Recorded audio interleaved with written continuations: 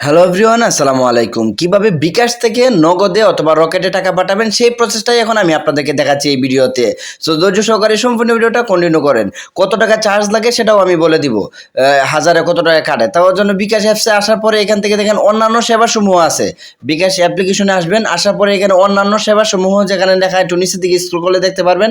দেন এখানে আসার পরে একটু স্ক্রল করবেন, এই যে একটু বাম পাশে স্ক্রল করলেই দেখতে পারবেন এনপিএসবি যে অপশনটা আছে, এই যে দেখেন আমি একটু মার্ক করে আপনাদেরকে দেখাচ্ছি। এই যে এনপিএসবি এই অপশনটাতে ক্লিক করবেন।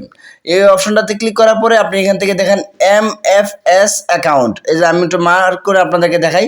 এই যে 2 নম্বর যে অপশনটা আছে, এই যে এই 2 নম্বর অপশনটাতে আপনি ক্লিক করে দিবেন। এই 2 নম্বর অপশনটাতে ক্লিক করলে আপনাকে এরকম একটা ইন্টারফেস আসবে। আপনি এখান থেকে নিচের দিকে ক্লিক করবেন, নিচে ক্লিক করবেন। তারপর হচ্ছে গিয়ে এই কাঙ্ক্ষিত অপশনটা চলে আসবে রকেট নগদ। আমি একটা অপশন দিয়ে দেখাচ্ছি, সেম অপশনে দিয়ে ওটা আমি নগদ দিয়ে করে দেখাচ্ছি আপনাদেরকে। তারপর আপনি রকেটও ওইভাবে করতে পারবেন সেম। ধরুন হচ্ছে গিয়ে আমি নগদে ক্লিক করলাম। এখান থেকে হচ্ছে গিয়ে বলতেছে যে আপনার নগদ অ্যাকাউন্ট আপনার এনআইডি কার্ড দিয়ে যদি খোলা থাকে তাহলে এই যে দেখেন আপনার চেহারা ভেরিফাই করতে হবে। এটা আমরা অ্যাকাউন্টটা যোগ করার জন্য। দেন এখানে নিচে ক্লিক করার পরে আমাকে যেরকম বলতেছে বাম কাঁধের দিকে তাকান। দেন হচ্ছে গিয়ে আমাকে ফেসটা ভেরিফিকেশন করতে হবে।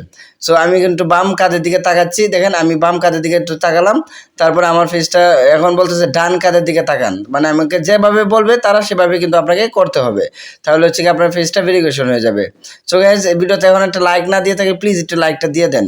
পরে হচ্ছে গিয়ে বলতেছে যে ক্যামেরার দিকে স্থির হয়ে তাকান, মানে আমি ক্যামেরার দিকে সুন্দরভাবে তাকাতে হবে। তারপরে হচ্ছে গিয়ে এই যে দেখেন আমার অনেক সময় এটা কিন্তু অনেক সময় হয় না, আপনার একবার না হলে আবার দ্বিতীয়বার আবার করবেন নেটওয়ার্কের প্রবলেম থাকলে। এই যে দেখেন আমারটা কিন্তু এখন হয়ে যাবে। আমি একটু অপেক্ষা করতে হবে। এই যে এখানে আসার পরে কোনো কিছু করবেন না, একটু লোডিং নিচ্ছে, কিন্তু তারা কিন্তু একটু লোড নিচ্ছে। সো গাইস, ভিডিওটাতে লাইক না দিয়ে থাকলে প্লিজ একটা লাইক দিয়ে দিন। চ্যানেলটি সাবস্ক্রাইব না করে থাকলে প্লিজ চ্যানেলটি সাবস্ক্রাইব করে দিন। এই যে দেখেন আমার আপনার চেহারা যাচাই প্রক্রিয়া দিন, মানে আমার এটা চেহারা যাচাই দেন সফল হয়ে গেছে। আপনার চেহারা যাচাই সফল হয়েছে। দেন হচ্ছে নিচে এগিয়ে জানি ক্লিক করতে হবে। এগিয়ে জানি ক্লিক করলেই পরে হচ্ছে কি আপনার এই যে প্রথমে আসবে নাম্বার লিখুন। এই যে আপনার অ্যাকাউন্ট নাম্বারটা লিখুন। আপনি যে নগদ নাম্বারটা সেভ করতে চাচ্ছেন সেই নগদ নাম্বারটা এখানে লেখেন, যেটা আমাদের টাকা পাঠাবেন।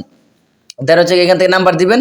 আমি নাম্বার দিয়ে দিলাম এবং নিচে টাইটেল যেটা লেখা, এটা যার নামে পাঠাবেন তার নামটা এখানে লিখে রাখলেন, তাহলে সেভ হয়ে যাবে। এখন হচ্ছে আপনাকে এই যে বিকাশ পিনকোডটা দিয়ে এখানে ট্যাপ করে ধরে রাখতে হবে, তাহলে আপনার এটা সেভ হয়ে যাবে নাম্বারটা। পরবর্তীতে আপনি টাকা পাঠাতে পারবেন। কীভাবে পাঠাবেন আমি দেখাচ্ছি। সো গাইস, এই দেখেন এখন কিন্তু আমার কাজ শেষ। আমি চলে যাব, আমার নাম্বার সেভ হয়ে গেছে। দেন হচ্ছে কি আমি আবার একটু নিচের দিকে স্ক্রল করে এই যে আবার এই যে দেখেন স্ক্রল করে আবার হচ্ছে কি আমি আপনাদেরকে দেখাচ্ছি যে এটা সেভ হয়েছে। এখন আমি টাকা পাঠাতে পারবো। আমার অ্যাকাউন্টটা সেভ হয়েছে। এখন যদি এনপিএসবিতে আসার পর আবার ওই আগের জায়গাতে আসলাম। দেন হচ্ছে কি আমি যদি এখানে ক্লিক করি অ্যাকাউন্টে, দেন ওই যে আমারটা কিন্তু সেভ হয়ে রয়েছে নাম্বারটা। এখন আমি এখানে টাকা পাঠাতে পারবো। কয় টাকা, 1000 টাকা পাঠালে কয় টাকা চার্জ লাগে সব কিছু আপনি দেখতে পারবেন।